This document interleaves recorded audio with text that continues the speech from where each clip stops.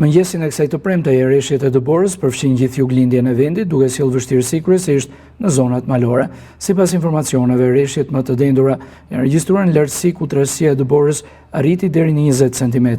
Dëbor ka rënë edhe në fshatra turistik të Dardhës, Voskopojës dhe Vithkuqit, ku trashësia varioi nga 10 deri në 15 cm.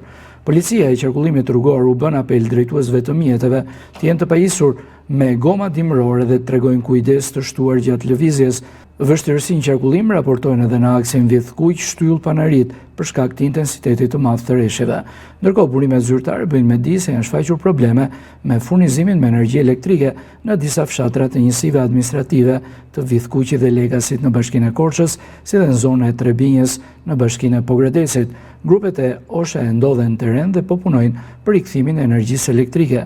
Të gjitha akset rrugore nacionale mbeten të kalueshme pa probleme, ndërsa në rrugët e zonave malore qarkullimi vijon me vështirësi.